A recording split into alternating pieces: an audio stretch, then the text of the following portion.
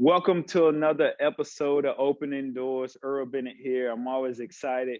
Being back in Nashville, you run into different people just all the time. But in this particular instance, it wasn't me running into a particular person. It was my wife, my son, and my daughter. And so when I get back home, my son is like, "Hey, Dad, you know T?"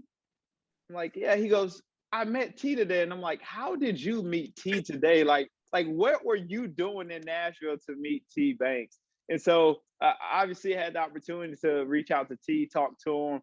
We discussed how he had the opportunity to meet my family, and so today we have Jeremy T Banks on today. How you doing?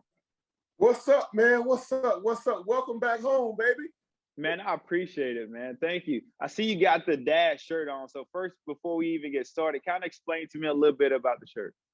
Yeah, man. This is a design I came up with. It took me 2 years to come up with this design. There are words in here that make up the word dad, and there are different qualities. So, for example, emotionally aware, confident, honest, hustle, cool, fan. My favorite word is at the bottom is ATM. Every parent knows it feels like money. The faster it comes in, the faster it goes out. Absolutely. And long story short, man, I lost my dad 7 years ago. And it was just, one of those crazy moments. And being a father, me talking to other dads, man, we all kind of had different issues that we were dealing with and learning how to be a good dad. A lot of us, when you're navigating the journey of being a dad, a lot of times we as men, we don't want to ask other dads. We just figure it out on our own. Yeah. And our ego gets in the way sometimes. Well, I don't need to ask nobody. I got this. I got that. So it kind of became a thing with just me and the homies. And I printed up a few shirts, and they come with a card. And there's 7 parts of being a good dad. And the number one thing on the card, it has 7 commitments on the back. But the first thing that it says is to be consistently present in my children's life. And that's the thing that a lot of my guys that I will talk to, they would always put it on finance. Now, every kid needs, got to have food, got to have clothes. We do understand that it takes money. But one of my biggest messages is just telling dads to be involved in their kids' lives. Help them out with the homework. Go to the Little League game. Don't always just put it on money. So it's something that I've taken on. The website is thedadtalk.com. And I'm just asking dads to make a bigger commitment to being a good dad and being involved in their kids' lives. Absolutely. Don't put it off on mom all the time. I look forward to having my dad shirt. I'm definitely going to rock it around the building, man. Got to support you. So let's talk about Vandy a little bit. How'd you end up at Vanderbilt? Man, during the recruiting process, honestly, I had never even heard of Vandy. The only thing I knew about Vandy was that's the team that I grew up 30 minutes from UA, Alabama, like yourself. And UA, Alabama was recruiting me, and I went and they were playing Vandy. And I'll never forget this guy, Gabe Banks.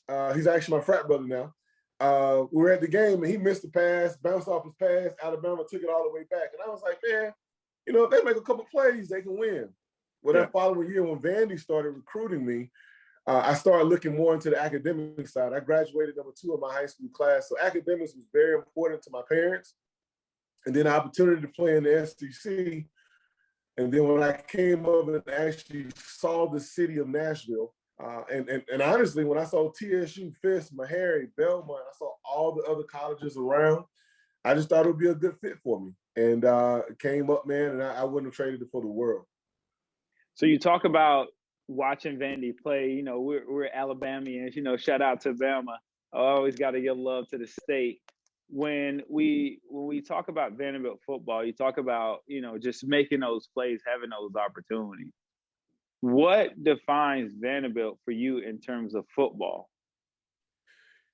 Man, I think that Vanderbilt football, from when I was there and even now, and just being around the building, one of the emphasis is graduating. And that was something that was very important. And then one of the number 2, I would always say Vanderbilt football always tries to make it about life beyond football. Absolutely. The culture on the campus is trying to prepare young men for life. And that's something that a lot of people take for granted. And I understand. I get it. You want to go play college football. You want to win. Nothing wrong with that. But the culture there is, and I still feel that way, is preparing men for beyond football. And that's something that, man, I'm sitting in my, this is gonna trip you up. I'm sitting in my office now at home. This is a book from 1998. I still got books from college, man, that I bought. This is one that I still reflect back to. That's Over awesome. in HNOB, reframing organization. I still refer back to books from the 90s, man, when I was in school. That's how important a Vanderbilt education was to me. In my professional career, I still refer back to books from my undergraduate and my graduate career there. Absolutely. So let's talk about on the field. What's one of your most memorable moments playing at Dudley Stadium? Man, I think when Peyton Manning came to town, honestly, that was probably one of the biggest moments, because at that time, kind of like yourself, when you're in college, you don't think that, you don't realize how good people are and when they're going to move along. And so seeing him come in and watching guys compete. So I wouldn't say that was one game, but for me, the summertime, because I redshirted my freshman year and I got hurt my second year. And so watching guys during summer months is probably the biggest moment for me, because I know the blood, sweat, and tears that go into off-season training. Yeah. I took off-season training for granted in high school because I was playing baseball in the summer. So I didn't have to run all those sprints and stuff with the guys in the summertime and lift weights every day because I was on the baseball field. But when you get to college and you form those bonds in the summertime, when it's just you and your teammates and no one really feels like working out and you got to do it, man, those bonds that we created, I'm going to cherish those for a lifetime. Absolutely. Absolutely. That's the brotherhood aspect of Vanderbilt football, you know, and I think that's what a lot of people don't really see. That's why I think this show is really cool and unique, because now, like, I haven't talked to you in like years, right? But still, like, we hop on the show, we talk. It's like, man, like we just seen each other like 2 weeks ago, right? And it's always cool just to hop on a call. Well, I'll tell you one thing. I just spoke to, when we played Alabama, I was on special teams. The punter is a guy named Bill Marinangel. I haven't talked to Bill since we graduated. We just linked up and talked yesterday for an hour because there's a golf tournament that's going to be here for former players, and he knows I'm a golf addict, man. Y'all, I got a problem with it. That's my vice. So you on the course? Oh man, I play too much. Big ups to our head basketball coach, man, Coach Stackhouse. He and I played a couple rounds together, man. He's learning the game, fun guy to play with. I love his energy as well. But Bill Marinangel, we hadn't talked in years. We sat on the phone yesterday for an hour, and I reminded him of the play. I always said he was a punter and still the best athlete on the team.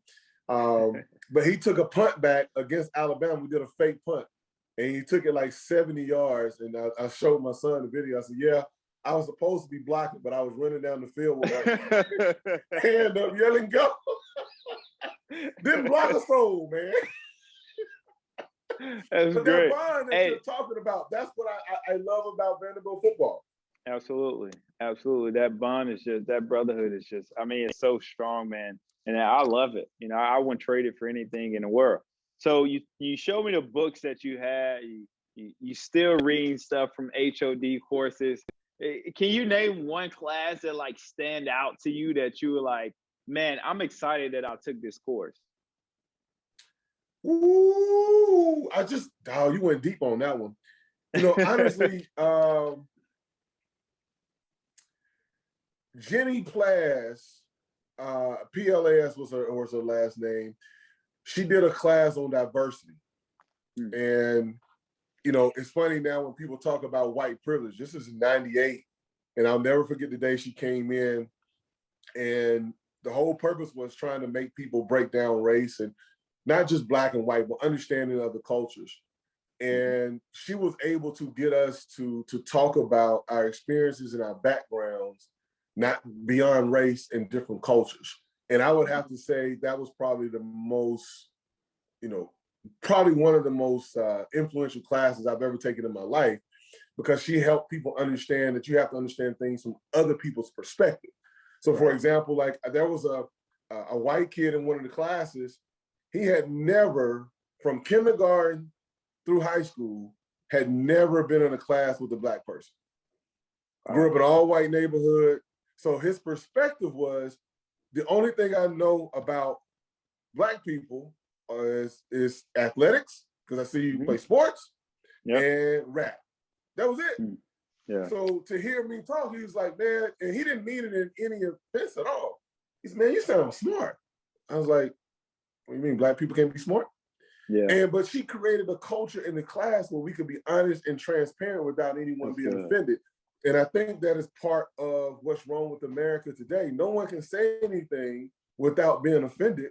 And I think that if people start having conversations, like real life conversations, and just being honest without feeling like they're being attacked, we can solve half the problems in the country right now. Yeah, because we are different. We have a difference of opinion, and that's what makes us unique and what makes us special. So that course is similar to the one that I took with Gilman White. I took race, sports, and American culture. And then another course I took was diversity with Dr. Donna Ford. So those who are like really big mentors, like in my life then, and even now, like I reach out to Gilman, I reach out to Dr. Ford and kind of, pick their brains on a lot of things because I'm finishing up my PhD. So having like that connection and having hold on, man, you ain't gonna just slide that in. You said you're finishing up your PhD. That's what Vanderbilt is about, man. Yeah. I love it. Continuing that education, man. I love it. You have to, man. And that's what makes this place special. That's why I tell a lot of people, like, I'm going to be a non-football player way longer than I was a football player. Obviously, I was, blessed and very grateful and thankful to have the opportunity to play football as long as I did. But now, like, I look back, it's been 8 years this upcoming season since the last time I played a down, And so it's like, man, like I played 6 in the NFL and now it's like 8 years since I haven't played in the NFL. And time just, it goes fast, but you always are appreciative of the people that you come in contact with, especially those that were major influencers, like most of the people here at Vanderbilt that I keep really close contact with. So it's always been real cool, man. And so let's talk about how Vanderbilt prepared you for life after football. I see Tee Banks homes everywhere I go, like I hear about it all the time. How did Bandy prepare you for this life? Honestly, when I got hurt, man, I started working in the athletic department under Kevin Coleman. And so, working in the athletic department, and that's why, I'm such a huge Dr. Lee, or as I just say, Candace fan, our athletic director, because I know the hours and I saw the grind that Candace put in 15 years ago. So when everybody talks about Candace of now, Candace earned this spot years ago when I was watching her come into the office at 5 and 6 a.m. and stand until 8 and 9 o'clock at night. Okay. So being in the culture and watching how hard people worked, because Vanderbilt's unique. We don't have a lot of things that a lot of the universities has from a size perspective. We're a small, tight-knit community over in that building. And watching how people work together kind of helped me in working with Kevin, understanding small stuff about procrastinating, just getting stuff done, just time management. If you got a meeting at 9 o'clock, you need to be ready at 8:55. If you get there on time. I learned all those things in the athletic department and just through sport in general. And I kind of look at, even just things from the ticket office, because we're working in the athletic department and how everybody has to work together to make it happen, from the fundraising side to the basketball side to the baseball side. Shout out to Tim Corbin, man. My son plays on a nationally ranked baseball team, and they were able to get with our coach, and I was able to take kids out to the baseball game the other night. So the culture there helped me out a lot in trying to create a culture in Nashville for my businesses. My tagline now for real estate is relationships beyond sold. I'm really about trying to create relationships with the right people. It's not about the money. I just want me and my kids, my wife, to be around the right type of people. And that's why we always come to baseball games. I've been a season ticket holder, but I think the last 8-9 years, I'm loyal. And as long as I live in Nashville, even if I move, I think I'll still buy season tickets, because I see the difference that the athletic department is making in young men's lives, not just football, but I know guys that graduated there. Roll Coleman played baseball. He helped my son out a few years ago in some baseball stuff. And I can call Roll now and say, hey, man, I got a problem with Champ Swing. Roll will do that for me just because we're under that Vanderbilt culture, man. So, I'm biased. I saw Austin Bates. I still see a lot of basketball players around town. Matt Freege played basketball there. Our sons play 7-on-7 together. You know, and so Freeze and I stand around and talk, man. So I get really excited when I talk Vanderbilt athletics because I know the work that people put in walking over there to McGugin to work out, study table, and then when you hit those classrooms, a lot of people don't understand. I was number 2 in my high school class. I got to Vanderbilt and I felt dumb. People do not understand when you walk in a Vanderbilt classroom, professors don't care that you're an athlete. Oh, you got to bring it in the classroom. It's not the same as most classrooms. I'm not knocking any other classroom in any other university. But I do know when you come there, you are competing against the best minds in the country. And I'll always cherish that experience. The best mind, top ranked professors, top facilities. I mean, this institution really have all the resources and support. And I think that's really important for guys to understand that the experience of being at Vanderbilt is one that is totally different from any other institution across the United States. And so, T-Man, like, this was fun. You got to tell the people how they can follow you on social media because I see you. You know, I mean, I see everything you doing, man. How can they follow you? How can they follow you? The easiest thing is Instagram is Tee Banks, Tee Banks Homes. Follow me on IG and follow me as well. TheDadTalk.com is where I have the gear for dads.